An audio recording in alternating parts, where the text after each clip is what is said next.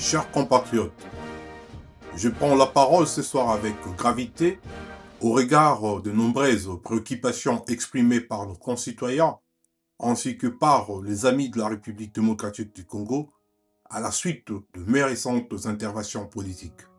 Je souhaite également revenir sur le Nexis, une pétition, une initiative portée par notre mouvement La 3 heures, qui s'inscrit comme un acte de vigilance démocratique, dire non à toute révision opportuniste de la Constitution, dire non au clientélisme d'État, dire non à toute dérive autoritaire qui menace l'équilibre républicain. Chers compatriotes, depuis plusieurs mois, une accumulation de dérives graves dessine une trajectoire préoccupante, celle d'un basculement progressif de notre pays vers une crise majeure. Une crise qui, si elle n'est pas contenue, pourrait dégénérer en une confrontation civile. Cette-ci n'est pas inévitable, mais elle devient chaque jour plus plausible. Le premier constant est celui d'un clanisme désormais assimé et institutionnalisé. Le pouvoir en place a substitué au principe républicain de mérite une logique d'allégeance, de proximité identitaire et de fidélité politique.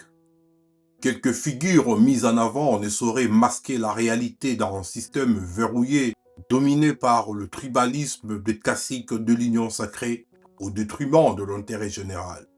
Deuxième constant, l'installation d'une gouvernance de coercition. Le chef de l'État s'inscrit dans une logique de durcissement marquée par ce que l'on peut qualifier, nous de la 3R, avec précision, de purge administrative et sécuritaire. Des officiers supérieurs, de généraux de la République sont arrêtés, détenus dans des conditions opaques, Andolo, à Zulu et dans de bas-fonds de géoles et d'autres infrastructures publiques ou dans des lieux de détention non officiels, souvent sans base légale claire. Le critère réel n'est plus la faute établie, mais la conformité politique ou linguistique. Ce glissement est dangereux. Il faut faire attention. Il fragilise l'armée, affaiblit l'État et sape la cohésion nationale. Dans le même mouvement, l'opposition est réduite au silence. Intimidation, arrestation arbitraire, procédures judiciaires instrumentalisées, simulacres de procès, exil forcé pour certains opposants, le pluralisme politique est vidé de toute sa substance.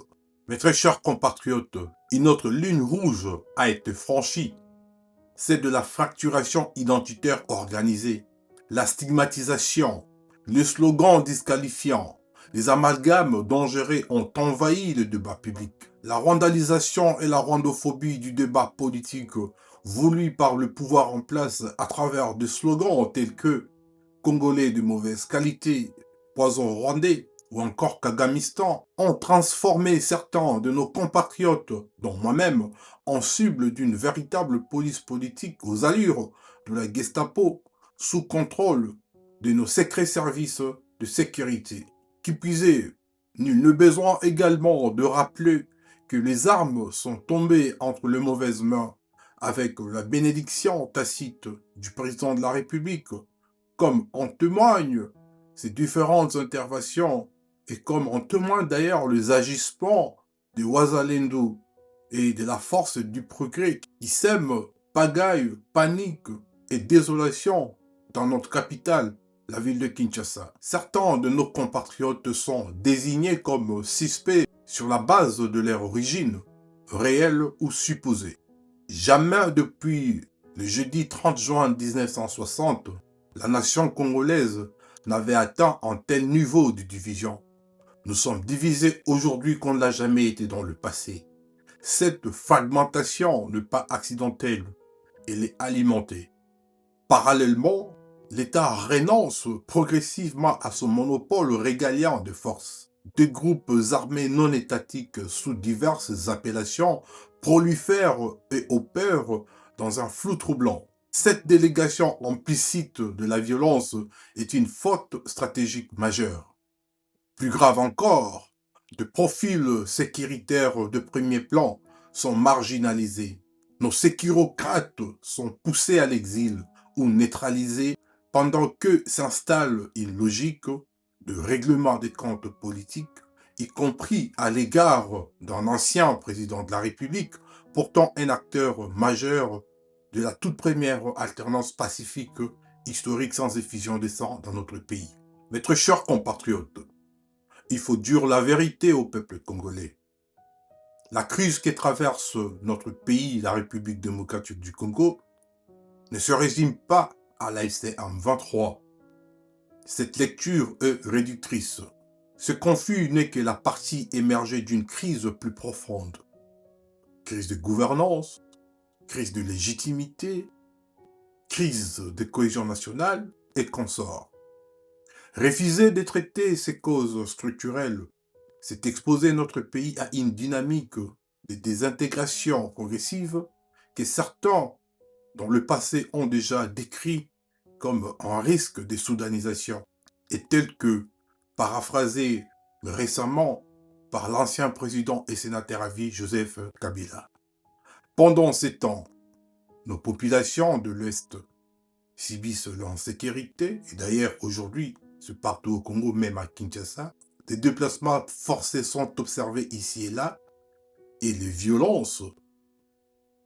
Et que fait le pouvoir? Il s'oscille entre communication martiale et négociation sans cap clair. Une stratégie confuse de fight and talk. Les rondes diplomatiques s'enchaînent à Doha, aujourd'hui à Genève, mais sur le terrain, la réalité est implacable. Des vies sont perdues, des territoires sont fragilisés et des populations entières sont parfois assimilées à tort à des forces rebelles. Tel est le cas de la ville de Goma, de la ville de Bukavu. Dès lors, je pose une question fondamentale. L'État protège-t-il encore tous nos concitoyens de manière légale?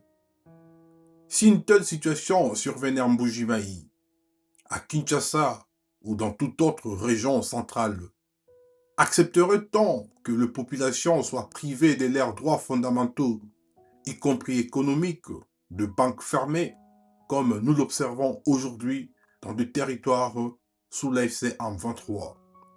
Très chers compatriotes, face à ces tableaux, une seule voie responsable s'impose. Un dialogue national, global et inclusif, fondé sur la souveraineté populaire et adossé à des mécanismes démocratiques clairs, y compris référendaires.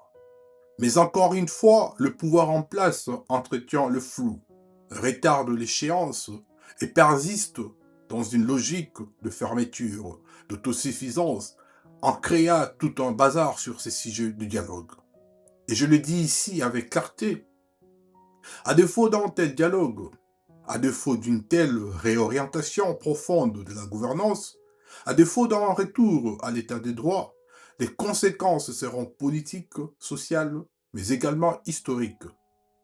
Mes chers compatriotes, faute d'un dialogue global et inclusif prenant en compte les desiderata du peuple congolais, tant que le président de la République restera sourd aux appels de la nation, tant qu'il persistera dans cette logique de gouvernance fondée sur la division, la stigmatisation et ce que nous qualifions au niveau du mouvement de la 3R des génocides administratifs, chaque Congolais sera obligé d'en tirer les conséquences. Ce n'est pas empêcher encore moins l'animosité de les dire. Aujourd'hui, le président de la République prépare les lits d'une guerre civile. Observons lucidement ce qui se passe partout sur l'ensemble du territoire national. L'UDPS fait la guerre à la République et a trahi son serment du peuple d'abord. Déjà des signaux inquiétants émergent. À Chikapa, dans le plateau de Bateke, dans le Haut-Katanga et dans l'est du pays, ça fait 3 décennies.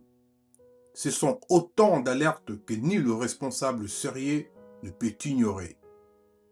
Lorsque le pouvoir s'enferme dans le déni, lorsqu'il instrumentalise la haine comme levier politique, Lorsqu'il fracture la nation au lieu de la rassembler, il prend la responsabilité d'ouvrir la voie à des dynamiques qu'il ne maîtrisera plus.